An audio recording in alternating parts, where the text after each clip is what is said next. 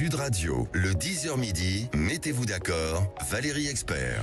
Avec vous sur Sud Radio pour commenter l'actualité avec Alexandra Spinner, enseignante déléguée spéciale en charge du décrochage scolaire à la région Île-de-France. Noémie Alioua, journaliste, essayiste. Je rappelle votre dernier livre, La terreur jusque sous nos draps, paru chez Plomb. Théo Hamsaadi, délégué national des Jeunes Républicains. Et Jules Laurent, vous êtes rédacteur en chef de Frontières. On va revenir sur l'attentat à Mulhouse, l'assaillant sous OQTF. Que faire avec ce type d'individu quand l'Algérie ne veut pas reprendre ses OQTF, un réseau pédocriminel organisé par un assistant familial, scandale de plus à l'ASE, et c'est Lies Loufoque qui dit: cet homme famille d'accueil pour l'ASE devait protéger des enfants placés, parfois handicapés, dont des bébés. Il les a livrés à un réseau pédocriminel pour les violer et les torturer. Les mots manquent pour dire l'horreur et la haine qu'il inspire, effectivement. Beaucoup de sujets avec vous. On continue avec vos coups de cœur et vos coups de gueule. Jules, vous vouliez revenir sur un fait dont on parle assez peu. Et on en parle assez peu, mais il y a quelque chose de paradoxal. Vous savez, je regardais les réseaux sociaux de certains députés de la France Insoumise ce week-end, donc par exemple Monsieur Arnaud, Monsieur Bilongo, qui parlent de la situation désastreuse et catastrophique en ce moment au Congo. Vous savez, la RDC qui est sujet à une guerre, à des rebelles, des milices au Nord Kivu.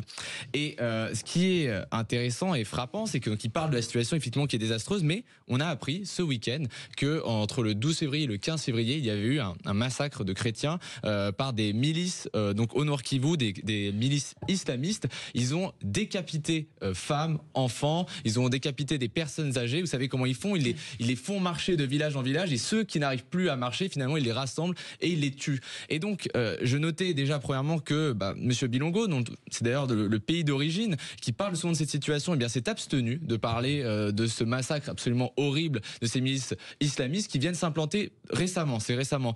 Et également Monsieur Arnaud, qui tous les jours, depuis quelques jours là, produit des publications pour la RDC, pour le Nord Kivu, pour les massacres qu'il y a, s'est également abstenu de cette situation. Donc je trouve ça scandaleux de faire des tris entre les morts. C'est-à-dire que oui, à dire qu'il y a effectivement une milice aujourd'hui qui s'appelle le M23 qui est pilotée par le Rwanda et qui vient tuer des personnes, mais pourquoi ne pas parler de ces massacres de chrétiens qui le sont en plus au nom justement d'un islam radical et qui torture femmes, enfants en les faisant marcher à côté des véhicules, et d'autant que la situation elle est vraiment catastrophique parce qu'on apprend que ces milices islamistes en fait elles viennent s'implanter aujourd'hui sur ce territoire-là. Pourquoi? Parce qu'ils ont de plus en plus d'informateurs, c'est-à-dire des personnes qui viennent leur dire ici il n'y a pas de défense des forces congolaises, et donc vous pouvez venir commettre des massacres et prendre position sur ce territoire. Vous avez tout dit, Jules. Vous avez tout dit. C'est-à-dire que si aujourd'hui les députés de la France Insoumise refusent de dénoncer les massacres d'islamistes, c'est parce qu'ils ne veulent pas aussi froisser leur électorat. Ils ne dénoncent jamais les massacres qui sont faits par les islamistes. Ils ne dénoncent jamais l'islamisme parce qu'ils ont toujours peur de stigmatiser, parce qu'ils ont toujours peur que les gens n'aient pas suffisamment d'esprit pour pouvoir distinguer les choses. Et donc vous avez aujourd'hui un parti qui clairement ne dénonce jamais les choses qui se passent dans le monde. Et par contre, il y a une obsession sur le conflit israélo-palestinien. Parce qu'alors là, si vous regardez dans leurs tweets, dans leurs communiqués, etc., vous avez des députés, vous avez des élus qui parlent de ce conflit constamment pour accuser Israël du matin au soir. Mais effectivement, il y a d'autres conflits dans le monde. Et ceux-là, on n'en parle jamais. Et donc, ça montre aussi l'obsession d'un certain nombre. D'autant qu'ils sont vraiment tués parce que chrétiens, en l'occurrence. Donc c'est ça ça devrait normalement les heurter. Ils sont essentialisés à une identité. Ils sont tués parce que chrétiens. Mais là, on n'a aucune rédaction. Mais il n'y a pas que la France Insoumise. Enfin, ce sont des conflits dont on parle assez peu.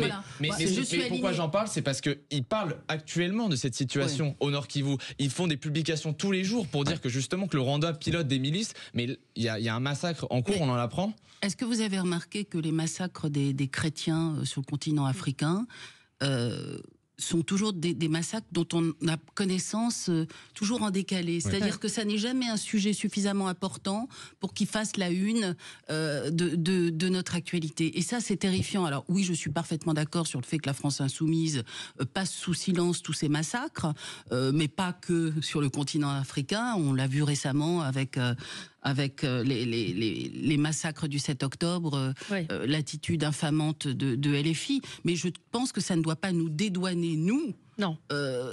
D'en parler et de mettre ça en lumière, parce que la condition des chrétiens sur ce continent est terrible, que ce soit au Nigeria, que ce soit au Mali, que ce soit au Burkina Faso, dans toutes ces contrées qui ne sont pas...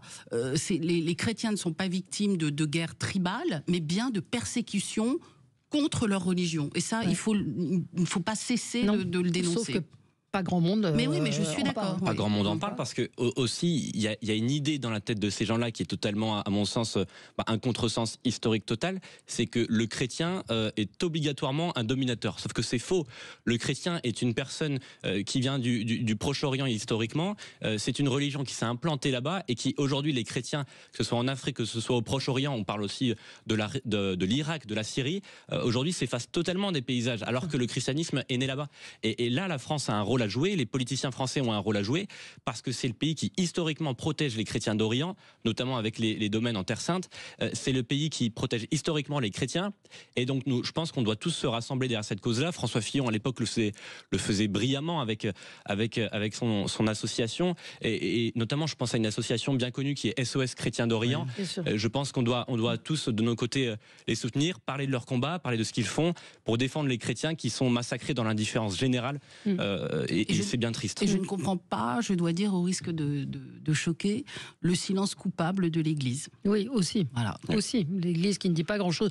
Je voudrais, avant de vous donner la parole, Théo, revenir quand même sur ce qui s'est passé ce week-end entre Gaza et Israël, la libération d'otages. D'abord, il y a eu les corps restitués des enfants Bibas, le mauvais corps rendu, celui de leur mère Chiri, finalement qui a été remis 24 heures après. On se demande, j'ai la naïveté de me poser des questions sur cette erreur, si ça a été fait à dessein. Et puis quand on voit après que deux otages, mais bien sûr, quand on voit après que deux otages ont été on a montré à d'autres otages en train d'être libérés. Et on a envoyé la vidéo à leur famille. Ouais. La cruauté absolue de ces gens-là. Une espèce d'escalade dans l'horreur. Ouais. Donc il suffit de voir la mise en scène glaçante qui ressemble trait pour trait presque aux mises en scène de Daesh. C'est des hommes cagoulés en noir avec des drapeaux verts qui livrent des cercueils d'enfants. On dépasse l'ignominie et je pense que ça devrait révolter tout le monde, en France comme ailleurs. Et cette mise en scène, elle est détestable et je pense qu'on devrait tous être solidaires de tout ça. Et à un moment donné, le Hamas aura à rendre des comptes. Il faut continuer à le dire encore et toujours. On le disait hier, on le dira encore demain, que le Hamas est un mouvement terroriste qui dépasse toutes les limites et qui n'a rien à envier à des organisations comme Daesh et à l'époque l'État islamique. Oui. Mais vous savez, nous en fait, dans le monde libre, on n'est plus habitué à ce niveau de propagande. On n'a pas les armes pour comprendre ce qui se joue dans ces images.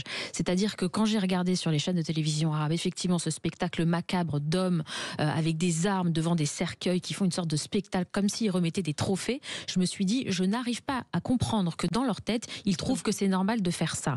Et ensuite, en fait, je me suis rappelé, vous savez, de la fameuse charte fondatrice du Hamas. Et en fait, tout est écrit noir sur blanc. C'est-à-dire qu'il y a dans l'islamisme une glorification de la mort. Il y a cette idée du martyr. Il y a cette idée que, au fond, peu importe les générations que l'on va sacrifier de notre camp, dans notre peuple ou dans les peuples différents, tant qu'on fait avancer la cause. Et donc, il y a un rapport à la vie et un rapport à la mort qui est extrêmement différent et qui nous paraît, je veux dire, qui est en dehors de notre univers mental. Ouais. Quand on voit ces images, on se dit qu'on est en dehors de notre univers mental. Et en fait, c'est parce que c'est une autre logique, c'est une logique religieuse et c'est une logique qui n'a pas peur de la mort. Et terroriste, islamiste et djihadiste. Et terroriste, c'est surtout ça. C'est ça, c'est la phrase « nous aimons autant la mort que vous aimez la vie », hein, c'est ce qu'ils disent souvent. On le voit aussi dans, vous savez, simplement les Israéliens qui libèrent, je crois, 500 prisonniers pour un seul otage de l'autre côté. Enfin, parfois même la dépouille d'un otage. C'est ça, on est dans des rapports, des équivalences. On voit quelle civilisation a le plus de respect pour la vie, pour une seule vie. On est prêt en fait à faire énormément de concessions, alors que de l'autre côté, en fait, ils donnent simplement un corps. C'est un corps, quelqu'un qu'ils ont parfois torturé. Et je pense qu'il faut aussi jamais oublier que ceux qui ont été otages, ceux qui ont été libérés, en fait, le sont encore toute leur vie. Toute leur vie, ils resteront otages, prisonniers de ce qu'ils ont vécu pendant 1 an, voire plus, parce qu'ils ont vécu des souffrances, parce qu'ils ont été torturés, parce que, en fait, je pense qu'on ne se libère jamais de ce qu'on a vécu à ces moments-là. Donc finalement, même quand on a rendu des Israéliens à leur peuple, en fait, ces gens-là, je pense que la reconstruction, elle est quasiment impossible. On se souvient, nous, des rescapés du Bataclan, des rescapés de Charlie Hebdo. Certains se sont suicidés et n'ont pas su tenir la situation. Mais, vous savez, ce que je trouve terrifiant, c'est que, au fond, tant de pays dans le monde n'ont pas compris que Israël se bat pour nous aussi. Parce qu'on voit bien, vous parliez de 2 civilisations. Moi, je parle d'une seule civilisation. C'est qu'on voit bien de quel côté est la civilisation. Et moi, je dois dire que tout ce qu'on a vu depuis le 7 octobre nous interroge sur je sais que c'est très polémique comme formule, mais nous interroge sur le fait d'appartenir à la même humanité. Quand on voit des familles en liesse assister à ces mises en scène macabres, c'est juste terrifiant. Et moi, j'ai été très émue par, alors dans toute cette horreur absolue, un des otages, au moment de sa libération, je trouve que ça dit beaucoup sur une civilisation. Et au moment de sa libération, quand les soldats de Tsahal viennent le récupérer, il demande juste à ce qu'on le prenne dans les bras. J'ai trouvé ça glaçant.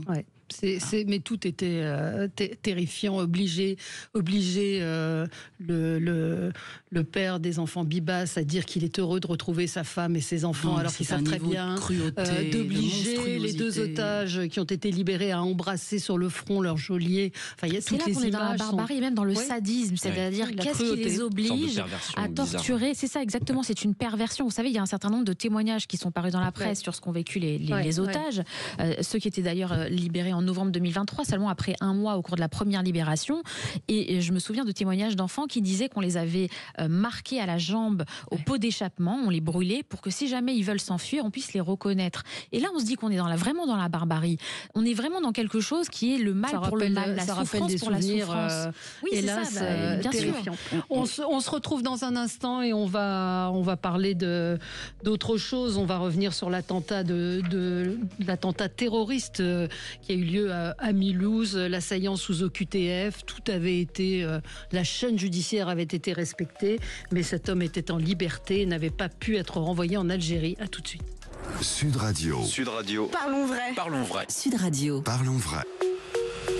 Sud Radio, le 10h midi, mettez-vous d'accord, Valérie Expert. Et nous continuons nos débats et de commenter l'actualité. Alors Théo Hamsaadi, on ne vous a pas entendu, mais ça va nous permettre d'amorcer nos commentaires sur ce qui s'est passé à Mulhouse, pardon.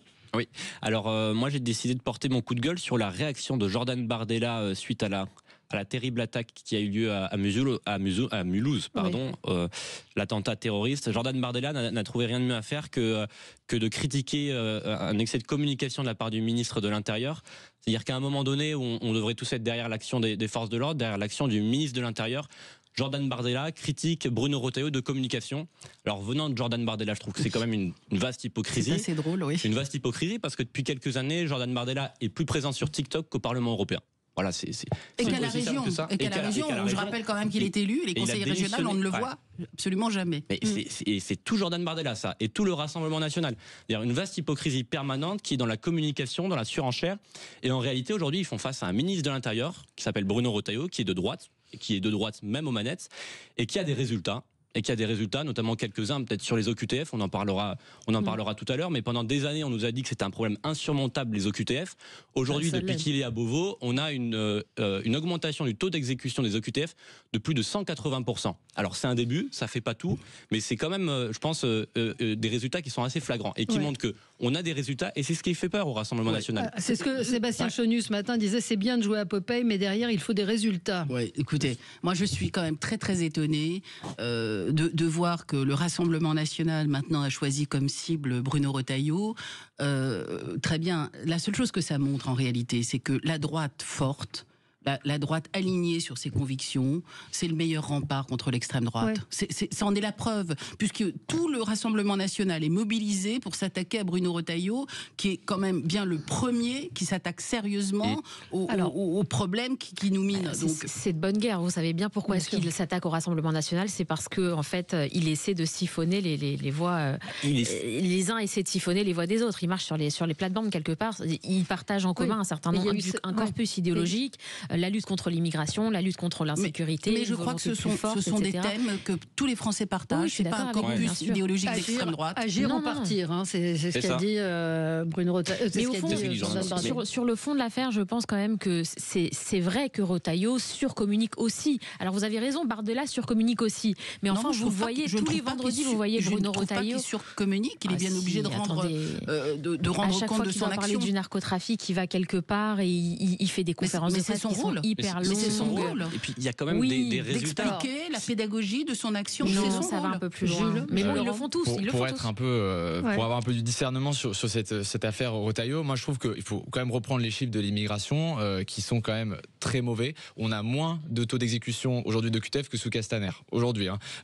En plus de ça, on a 650 000 titres de séjour qui ont été donnés aux Algériens. On n'en a jamais autant eu. Donc c'est quand même un problème auquel fait face Retailleau. Mais Retailleau, sur cette question-là, moi je veux bien croire qu'il est assez impuissant. Pourquoi ? Parce que la question algérienne, elle se règle avant tout au ministère des Affaires étrangères. Et lui, sur ça, il peut rien faire. C'est-à-dire que c'est la question des accords d'Algérie. Lui, qu'est-ce que vous voulez qu'il fasse ? Qui dénonce d'ailleurs depuis il les des dénonce, années, mais sur cette question-là, c'est avant tout une question du ministère des Affaires étrangères. Donc Bruno Retailleau, je dirais pas qu'il surcommunique, il communique, mais il ne peut pas faire grand-chose sur ce dossier algérien. On n'a jamais eu autant de renouvellement de titres de séjour. On n'a jamais eu autant de visas. Pour les Algériens, les visas, c'est quand même assez simple de demander en fait à donner moins de visas. C'est dans les ambassades, c'est quelque chose qui est facile à faire. Aujourd'hui, on a une augmentation de 16% des visas avec les Algériens. Donc tout ça, il y a une dynamique. Moi, je veux bien croire, Bruno Retailleau, je le crois vraiment de bonne foi. Mais sur cette question-là, il est assez impuissant vis-à-vis de l'Algérie. Mais vous avez en même temps, il a divisé par deux par rapport au moment où il est arrivé le nombre d'entrées légales sur le territoire national.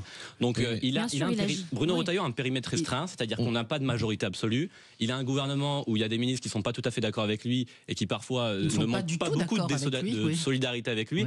Et pourtant, il arrive quand même à avoir des résultats sur pas mal de points. Alors oui, c'est pas parfait. Mais Bruno Retailleau demain avec une majorité absolue, honnêtement, il fait ce qu'il veut. Vous vous souvenez Vous vous souvenez du résultat de Valérie Pécresse aux dernières élections présidentielles ? Elle a fait à peine moins de 5%. Donc la vraie question de la droite, vous avez raison, il faut aujourd'hui que la droite se réussisse à se reconstituer. Mais pourquoi est-ce que la droite aujourd'hui est aussi impopulaire ? Et c'est ça la question. Il faut trouver qu'elle est impopulaire. Moi, c'est pas le sentiment. Non, mais dans les sondages. Dans les sondages, aujourd'hui, Bruno Retailleau a d'excellents résultats dans les sondages. Oui, mais enfin, le LR, encore une fois, aux dernières élections présidentielles, a fait moins de 5%. Les grands partis traditionnels se sont effondrés. Mais peut-être que Bruno Retailleau aujourd'hui met le pied dans la porte et que cette image des LR est en train de changer en partie grâce à lui. Enfin, si on prend un cas précis sur lequel, moi, je ne vais pas me suspecter, on a fait tout un magazine pour dire qu'il fallait justement les EQTF. Mais sur un cas, par exemple, sur lequel Bruno Retailleau, il aurait pu faire différemment et mieux, à mon sens, c'est-à-dire que sur le cas de l'expulsion de l'influenceur Doualem, il a utilisé une procédure d'expulsion en urgence alors qu'il aurait pu attendre un mois, consulter la commission d'expulsion des étrangers et faire en sorte que cela s'applique. Il s'est peut-être aussi précipité sur cette question, sachant qu'il savait et il sait très bien que derrière il allait avoir un avocat qui allait faire un recours et que quand il était de retour et que derrière il y avait une justice administrative qui n'est absolument pas favorable au ministre de l'Intérieur aujourd'hui. Moi je crois déjà que Bruno Retailleau est ministre alors que nous sortons d'années de macronisme et d'en même temps qui laisse ce pays complètement à terre. C'est le premier point. Le deuxième, c'est qu'il est le premier à parler d'instaurer un rapport de force avec l'Algérie. Il est le premier. Voilà. Et quand vous parlez d'un excès de communication, je crois qu'au contraire, expliquer aux Français tous les obstacles auxquels ils se heurtent quotidiennement par le pouvoir administratif, le pouvoir judiciaire, je trouve qu'au contraire, c'est une bonne chose. Et il faut que les Français comprennent face à quel imbroglio on se trouve et face à quelle impuissance on se trouve. Bien sûr, mais il est impuissant, vous l'avez dit. Vous venez de le dire, il est impuissant cette question-là. Parce qu'effectivement, on a abordé ce qui s'est passé à Mulhouse sous l'angle de la polémique. Il y a un drame qui s'est déroulé puisqu'un homme est mort, puisque des policiers ont été blessés, puisqu'une situation incompréhensible. C'est une situation incompréhensible qui a été révélée par le ministre de l'Intérieur. Brahim, donc, il a été interpellé fin 2023 pour apologie du terrorisme. Il a fait l'objet d'une expertise. On avait détecté un profil schizophrène. Il a été en prison. Il a exécuté sa peine. Il a été mis en centre de rétention sans pouvoir être expulsé en Algérie. Donc la chaîne judiciaire a fonctionné, sauf que 10 fois, l'Algérie a refusé de reprendre cet individu. Donc là se repose la question de notre comportement, ce qu'évoque Bruno Retailleau, vis-à-vis de l'Algérie. C'est-à-dire qu'il y a un moment, on ne peut pas accepter de se faire humilier comme cela. On arrive à une situation où on doit gérer les défaillances psychiatriques des Algériens. C'est-à-dire que c'est vrai, mais bien sûr que oui, on a aujourd'hui une immigration massive qui vient d'Algérie. On doit gérer tout le monde et en fait ils ont une facilité grâce aux accords franco-algériens. Donc c'est-à-dire que sur les titres de séjour, s'ils viennent travailler, s'ils viennent se soigner et autres, ils ont énormément de facilité à obtenir par exemple des titres de séjour. Sur cette question-là, nous, on n'arrive pas à les expulser. Donc si vous voulez, il y a une espèce de rapport inégal sur lequel on veut pas se positionner. Alors Bruno Retailleau, il le fait, il le dit. Le problème c'est que c'est pas lui. Et il le dit depuis longtemps. Mais le problème c'est que c'est pas lui qui doit gérer cette question. C'est le président qui à un moment où le ministre des Affaires étrangères doit s'emparer de cette question et de dire en fait, il faut renégocier cet accord, pas forcément l'abroger, mais le renégocier sur ces conditions, ce que disait Patrick Stéphanie d'ailleurs. Il faut renégocier cet accord sur les points sur lesquels il nous est défavorable, sachant que tant que les Algériens en plus ne jouent pas le jeu avec nous. C'est-à-dire que les Algériens, ils viennent se faire soigner sur notre territoire, ils laissent des ardoises absolument incroyables, ils repartent, ils ont des visas facilités, on laisse plus 16% pour les visas, mais nous, derrière, on ne fait jamais jouer nos intérêts. C'est toujours perdant dans cette relation avec l'Algérie. Comment on fait ? Qu'est-ce qu'on fait ?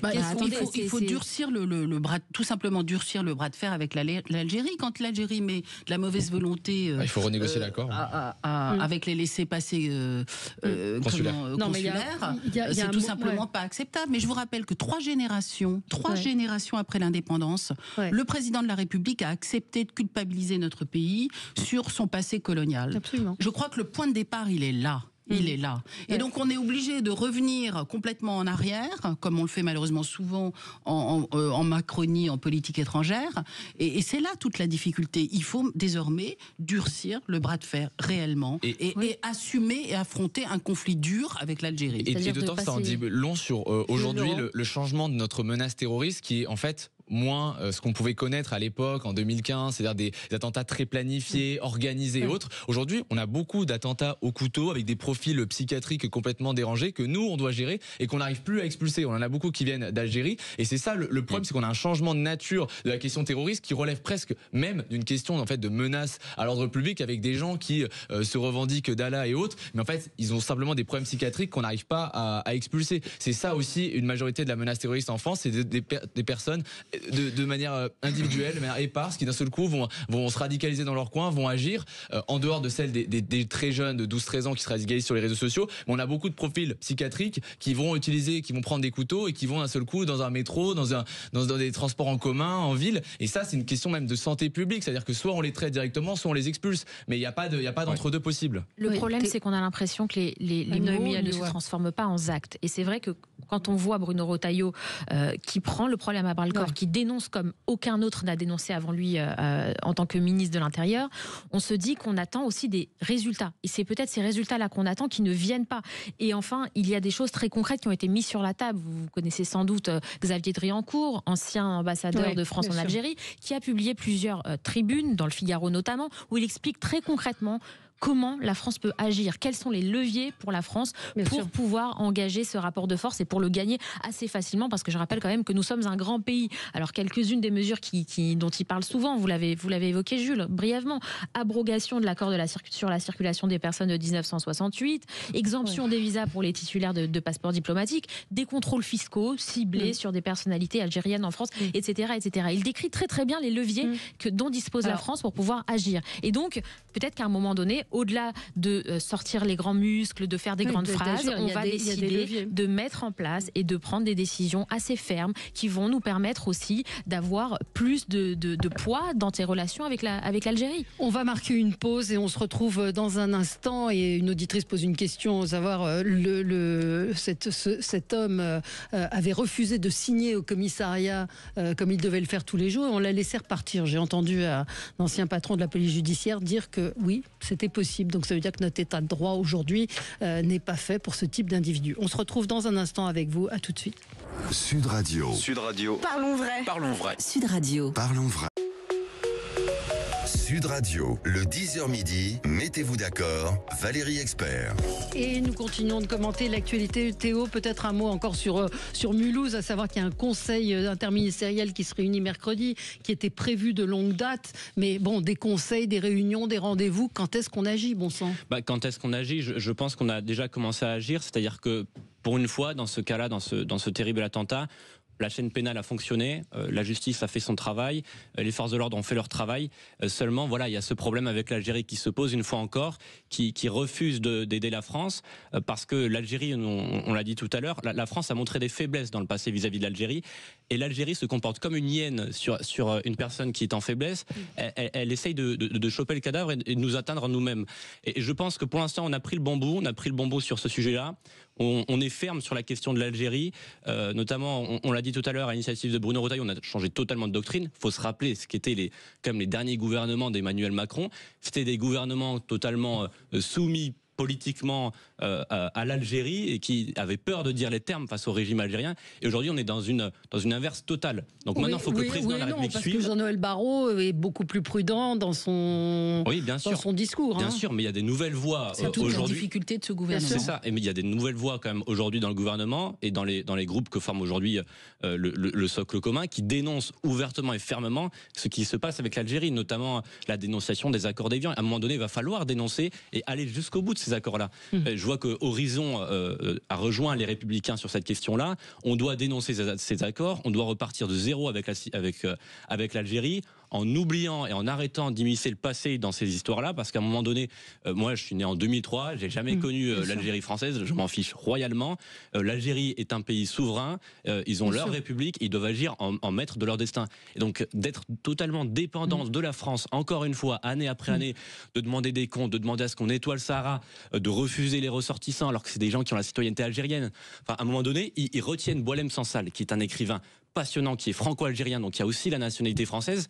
Et par contre, des mecs exécrables qui sont algériens de papier, qui sont certifiés algériens parce qu'ils ont notamment le passeport biométrique, ça ils les refusent. Donc là, on a totalement en fait la philosophie du régime algérien qui n'a rien de digne, rien de pur et qui à un moment donné va devoir répondre devant ses actes et devant ses faiblesses. Mais moi, je crois qu'on ne va pas s'en sortir. Quand vous avez Sophie Primas qui dit faut pas tout mélanger en répondant à Bruno Retailleau, il faut faire attention à ne pas tout mélanger. Il y a d'autres pays avec lesquels on a des problèmes. Il n'y a pas que l'Algérie. Attention. Mais l'Algérie en fait partie. Bien sûr. Et elle dit c'est le bonheur de la polyphonie du gouvernement. Non mais c'est le vieux monde, ça. C'est le vieux monde qui est balayé par les élections parce que justement les Français attendent beaucoup plus de fermeté. Les Français attendent d'être respectés et on le voit que ça ne fonctionne plus et que les hommes de demain, dont sans doute Retailleau fera partie, ne tiendront plus des discours, si vous voulez, creux avec la langue de bois. Les Français attendent autre chose. Et vous, en tout cas, sur cette question migratoire, c'est très très clair. Tous les sondages, parce que c'est quand même intéressant toujours de prendre le pouls de la population de notre pays. 7 Français sur 10 régulièrement disent qu'ils veulent une meilleure lutte contre l'immigration. Donc, vous avez une fervence populaire qui va à l'encontre de ça et ce sera entendu, si ce n'est pas aujourd'hui par Sophie Primas, ce sera entendu demain par ceux qui lui succéderont. Contre l'immigration, sauf qu'on a des gens sur notre territoire. D'accord, il faut contrôler l'immigration, mais ceux qui sont là, quand je vois que parmi les mesures imaginées, on va porter de 90 à 120 jours le temps de détention en centre de rétention, et cet individu, il aurait assassiné 30 jours plus tard. Enfin, Enfin, qu'est-ce qu'on Une va... OQTF, il n'aurait pas dû se trouver Mais sur bien le sûr. territoire français. Ça veut dire qu'il y a une préfecture qui a considéré que cet homme-là Non. n'aurait pas dû être sur notre Absolument. territoire. Donc ça reste une défaillance d'un point de vue migratoire. Complètement. Ce monsieur aurait dû être renvoyé chez lui beaucoup plus tôt. L'énorme problème aussi qui se pose en France, c'est le phénomène des diasporas. C'est-à-dire que ça, c'est un vrai sujet en France. C'est-à-dire que notre Surtout la politique diaspora algérienne, notre politique extérieure dépend aussi de notre politique intérieure. C'est une spécificité française. Sur cette question, on voit bien, mais vous vous rappelez que Emmanuel Macron avait été conseillé par l'humoriste, enfin pseudo-humoriste Monsieur Bellatar, même s'il est lui franco-marocain. On voit que sur ces questions-là, dès qu'on traite de l'étranger, finalement on est obligé de... Et j'en reviens même à... Vous savez, il y avait Pierre Brochant qui était l'ancien directeur de la DGSE. J'avais pu le rencontrer une fois dans sa maison. Il m'avait expliqué, il m'avait dit, moi j'ai passé ma vie à traiter de l'extérieur, à comprendre le Liban et autres, à comprendre comment ça se passe. Finalement aujourd'hui, j'ai une expertise sur ce qui se passe en France avec ce phénomène des diasporas, avec les conflits qui ont été importés par les diasporas dans notre pays. Bien sûr. Je voudrais qu'on parle tout de même de ce qui s'est passé, de ce qui est de ce réseau pédocriminel qui a été démantelé. C'est l'horreur, c'est l'absolue abomination. Imaginez qu'un homme qui est agréé par l'aide sociale à l'enfance ait pu commettre des viols, organiser un réseau pédocriminel sur des enfants. On parle souvent de l'aide sociale à l'enfance ici. On rappelle ce document de zone interdite il y a, je crois, plus de 2 ans, où on montrait les défaillances, où une journaliste arrivait à se faire embaucher dans la minute sans aucune aptitude. Documentaire à voir absolument. Absolument, et rien n'a vraiment changé. Et on se demande comment des choses sont possibles comme celle-là, et à mettre en parallèle avec l'affaire Le Squarnec, du nom de ce chirurgien qui est jugé à partir d'aujourd'hui pour des centaines de viols sur enfants, avec pareil des signaux d'alarme qui sont allumés, et Betaram, absolument, et à mettre en parallèle avec cet article que je vous recommande de samedi dans Le Parisien, d'une mère qui raconte comment elle a porté plainte pour viol contre le grand-père de sa fille, et elle n'a pas de nouvelles depuis 6 mois. Donc il y a un problème quand même sur la protection de l'enfance, Alexandra Spinner. Peut-être partons sur cette affaire sordide de pédophilie et de responsabilité de l'aide sociale à l'enfance. L'abomination absolue. Évidemment, moi je ne parle même pas de ce LFI qui est au milieu de cette chose absolument immonde. Néanmoins, ce qu'on voit quand même, c'est que ce sont toujours les enfants les plus fragiles qui sont victimes de ces abominations. Je rappelle quand même sur l'affaire Betaram, l'affaire Betaram j'avoue que je suis sidérée de ce qui... Oui, c'est glaçant. C'est glaçant. Et ce qui est glaçant, c'est l'indifférence, au fond. Et pourquoi cette indifférence ? Parce que les enfants concernés sont des enfants issus de milieux fragiles socialement et donc qui n'intéressent personne. Et c'est aussi le cas pour ces enfants de l'ASE, où finalement personne ne s'en préoccupe. Tout ça est abominable. On n'a pas envie trop de s'en préoccuper parce que c'est humainement on n'a pas les moyens, totalement incompréhensible. On n'a aucun moyen manifestement de lutter réellement contre cela. Qu'est-il à dire de plus ? C'est effrayant. Une civilisation se traduit en général par la façon dont elle traite ses morts et dont elle traite ses enfants. Et je pense qu'aujourd'hui, on a un stade assez critique où on n'est vraiment pas à la hauteur, et je suis d'accord avec vous sur l'aide sociale à l'enfance, sur le rapport qu'on a avec les enfants. Notamment, ce scandale à Betaram, moi, ça m'effraie. Et j'habite pas loin de Pau, j'habite à Tarbes. Et là-bas, en fait, on disait souvent que quand t'es pas sage, t'iras à Betaram, parce que c'était un peu l'internat strict, le pensionnat de l'horreur, c'est un peu strict, donc tu te reprendras un coup d'éducation là-bas. Et en réalité, c'est ce genre d'endroit un peu reculé, où il y a des non-dits, il y a un peu les gens n'osent pas trop témoigner. Et aujourd'hui, je suis content que ça explose enfin, parce qu'en réalité, des Betaram, il y en a peut-être partout ailleurs. Il y en a sûrement partout ailleurs. Vous l'avez dit, dans ce réseau de pédocriminalité.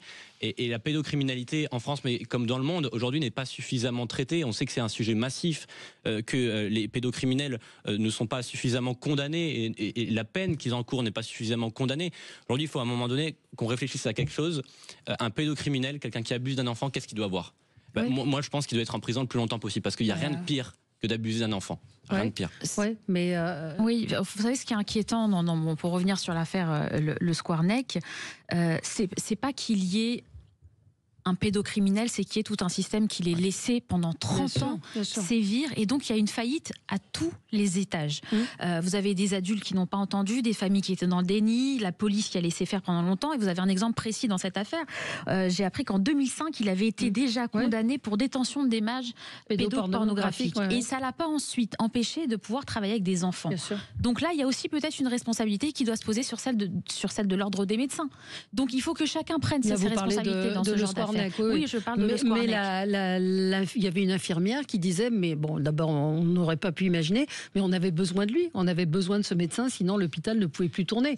Donc ça voudrait dire peut-être qu'ils avaient les informations.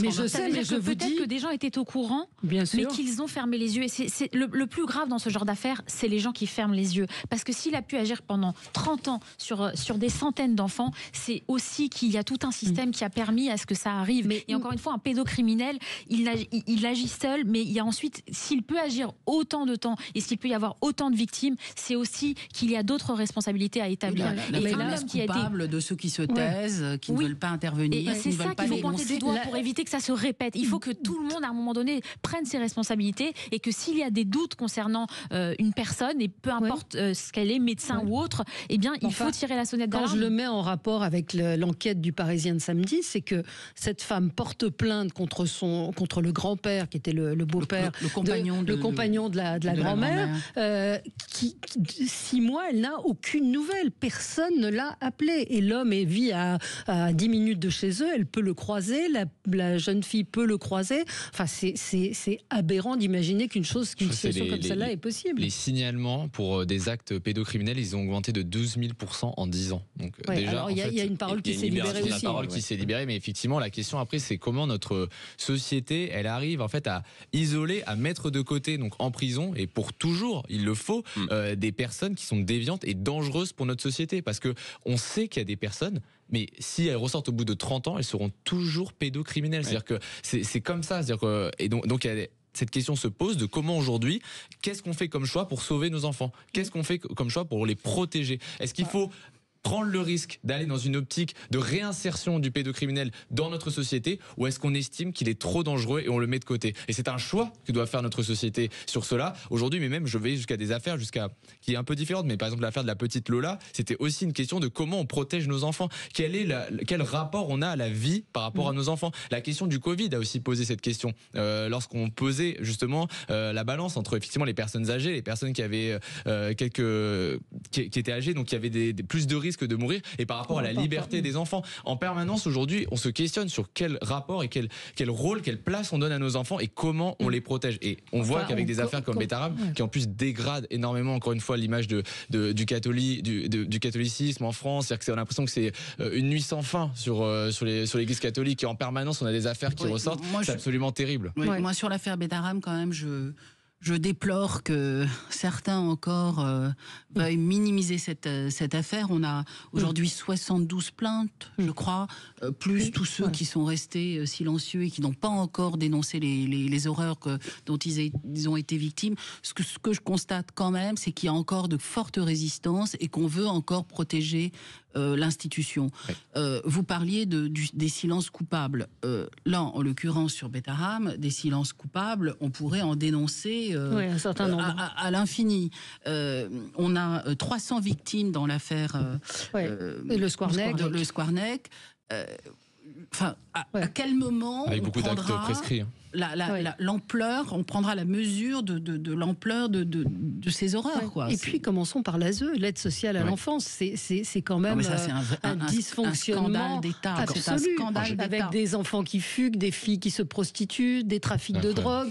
Des jeunes filles totalement abandonnées dans des chambres d'hôtel, qu'on bourre de médicaments pour qu'elles ne soient pas un danger pour elles-mêmes. Non, mais tout ça est un scandale. Le problème étant qu'ensuite ça reproduit des cycles. C'est-à-dire que ces enfants-là qui n'ont aucun cadre et qui au final sont élevés un peu, sont maltraités très clairement, dans beaucoup de cas, en fait, ils vont répéter les cycles qu'ils ont subis, et donc au final, ils s'en sortent jamais, on s'en sort jamais. Donc vous avez raison, la racine du mal, elle est dans l'aide sociale à l'enfance et dans l'État, dans la façon dont l'État gère ce sujet. Est-ce qu'il y aura des responsables sur cette affaire de jeune homme, il a 34 ans, de délinquant sexuel qui a accueilli des enfants handicapés chez lui, qui les a violés. Enfin, je crois que même les enquêteurs disent que les images sont abominables. Est-ce qu'il y a des responsables? Est-ce qu'il y a quelqu'un de l'ASE qui va être responsable, à qui on va dire, mais comment avez-vous inspecté cet homme? Il n'y a jamais de responsable, il n'y a jamais de coupable. Les retours, souvent, ils nous disent que l'ASE est débordé. Souvent, vous savez, c'est l'ASE est débordé, l'ASE,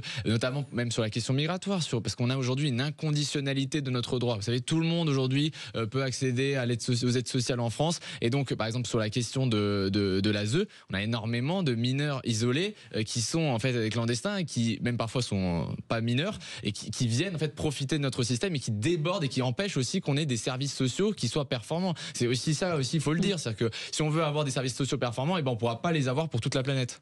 On marque une pause, c'est l'heure de la pub, et on se retrouve dans quelques secondes. À tout de suite. Sud Radio, votre attention est notre plus belle récompense.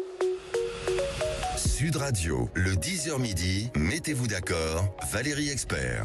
Alors, la semaine dernière, Sarah Knafo a accusé la France de verser via l'aide France Développement des fonds démesurés à des pays qui n'en auraient pas besoin.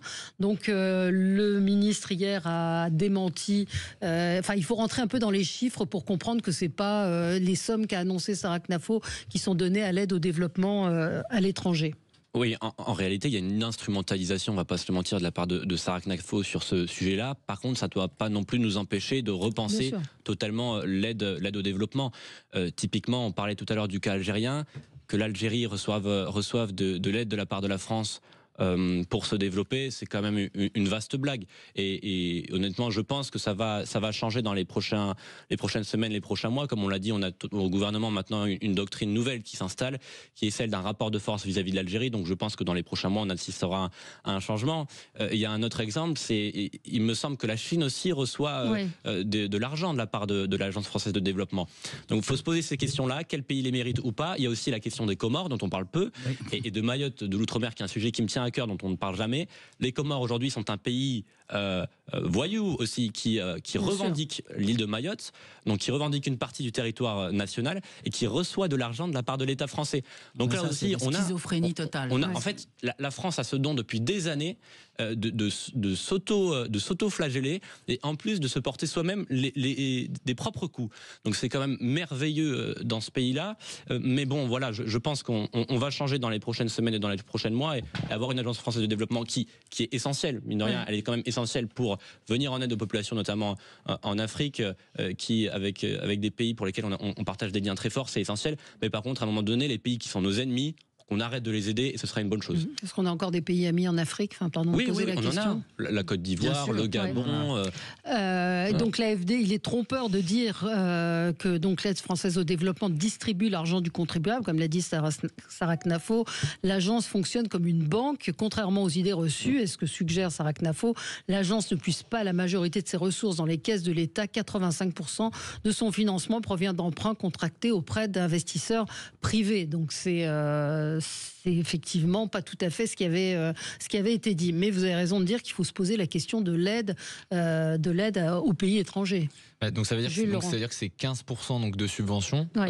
Et je rejoins ce qui vient d'être dit par Théo, c'est-à-dire que la question qu'il faut se poser, c'est aussi sur la nature des projets qui sont financés. C'est-à-dire qu'il y a des causes, parfois on se dit c'est un peu ubuesque de vouloir subventionner un projet LGBT dans tel pays ou autre. Parfois on peut se poser des questions sur est-ce qu'il n'y a pas avant tout peut-être des problèmes de pauvreté à régler, peut-être des problèmes vraiment de développement, plutôt que des projets qui parfois paraissent incongrus dans certains pays où on se dit mais en fait ça peut pas bien tourner, ça peut pas bien marcher et c'est pas notre rôle d'aller s'immiscer dans ces affaires-là et d'aller donner, quoi qu'on en dise, un peu d'argent public s'il y a des subventions françaises dans ces pays-là, quoi. Et puis la dernière chose, c'est évidemment, dès lors, on peut se poser quand même encore, moi je pose cette question quand même, mais c'est vrai que des subventions à la Chine, c'est juste la première puissance économique mondiale. Je sais pas si je fais un raisonnement trop rapide, mais dès lors que c'est la première puissance économique mondiale, on peut se demander en quoi la Chine a besoin encore de subventions pour son développement. Peut-être que la France en a besoin aujourd'hui par rapport à la Chine. Oui. Non, mais on nous dit qu'on a le couteau sous la gorge, que nos finances, qu'on est à l'agonie, que la dette est à l'agonie et qu'on est en train de dire on va taxer les retraités, on va taxer ci, on va taxer ça.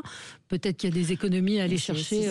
C'est ça le fond de l'affaire. On explique aux Français qu'ils doivent se serrer la ceinture, on leur explique qu'il va falloir peut-être mettre en place une réforme des retraites, on leur explique qu'ils vont devoir qu'on est au bord d'une crise financière aussi, on leur dit régulièrement, et on voit d'autre part qu'on finance des pays qui par ailleurs n'ont pas besoin de nous. Et c'est ça aussi, on a en France des impôts, on paye des impôts qui sont mirobolants, et on se dit où va cet argent? Et le fait que cet argent aille dans des financements de projets obscurs dans des pays à l'autre bout de la planète, on peut comprendre que ça nourrit des colères et des ressentiments. Alors, moi, je suis évidemment d'accord sur le fait qu'il y a des aides au développement qui sont totalement délirants, qu'il faut dénoncer. Néanmoins, peut-être qu'il y a quand même une stratégie un peu populiste et qu'il faut démystifier et puis aller voir vraiment dans les chiffres au cas par cas. Oui, parce qu'il y a des prêts aussi. Il y a des prêts. Néanmoins, alors des prêts qui ne sont jamais remboursés, c'est pas tout à fait rassurant non plus. Mais néanmoins, je suis pas sûre que l'annonce d'une création d'une énième commission pour évaluer l'utilité de ces aides soit vraiment à la hauteur du problème que nous affrontons. Sortons la tronçonneuse. Sans la tronçonneuse, c'est le mot du bon sens en fait, tout simplement. Il y a des pays qui ne nous respectent pas, qui nous détestent. On a parlé de l'Algérie et des Comores. Il y a des pays qui en ont plus besoin, comme la Chine. On réoriente les dépenses qu'on fait envers ces pays-là pour des pays qui sont un peu plus proches de nous. Je pense à des pays, on a encore quand même des pays amis en Afrique. Moi, mon père est parti régulièrement en Afrique quand il était militaire. Il y a des pays avec qui on a encore des liens très forts, pardon.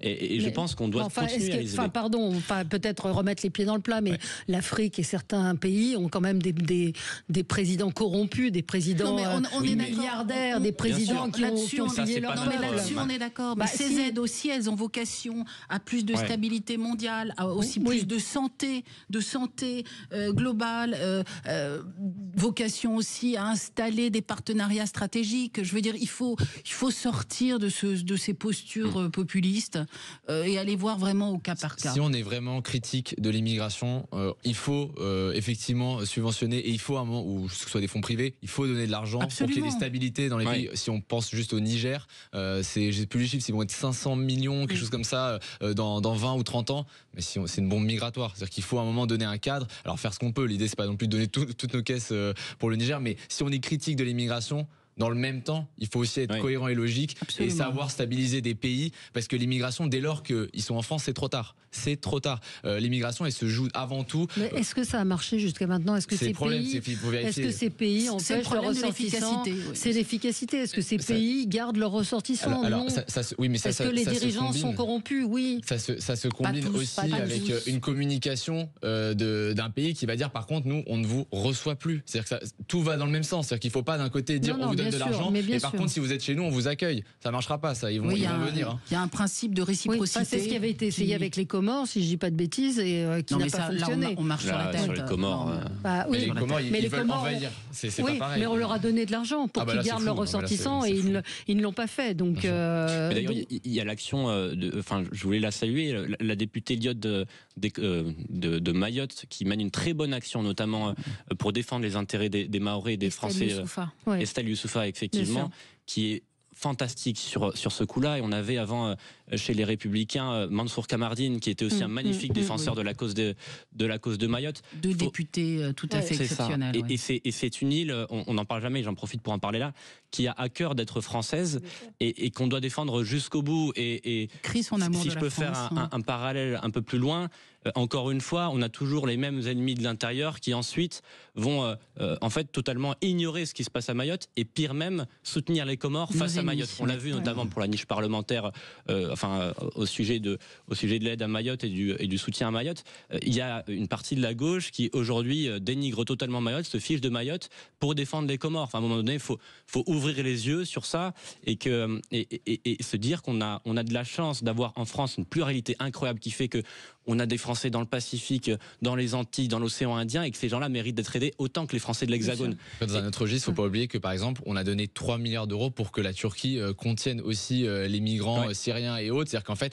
du blocage d'argent, on en fait. On donne de l'argent à Frontex. Il faut voir vraiment ce que c'est Frontex à l'intérieur. C'est plutôt devenu aujourd'hui, justement, un organisme qui vient regarder si les droits des migrants sont bien respectés. C'est-à-dire de l'argent pour les questions même migratoires. On en dépense, allons-y. Et puis après, on ne regarde pas derrière qu'est-ce qui est vraiment fait dans les cas précis, parce que vraiment pour les fonctionnaires Frontex, faut se dire qu'aujourd'hui, par exemple, les Bulgares, ils préfèrent régler le problème tout seuls plutôt que d'appeler des fonctionnaires Frontex qui vont eux vérifier est-ce que les droits humains sont bien vérifiés. Maintenant, c'est compliqué dans ces questions-là que tous les droits humains soient bien respectés, parce qu'on est sur des situations qui sont très très dures avec des migrants qui veulent absolument venir en France ou en Allemagne et qui vont en fait tout miser, tout faire. Ils vont revenir encore une fois même si on les repousse. Donc on met de l'argent partout. Merci à tous les quatre. Dans un instant, c'est Alexis Poulain qui sera avec vous toute cette semaine, puisqu'André Berkoff est en vacances. Merci à vous.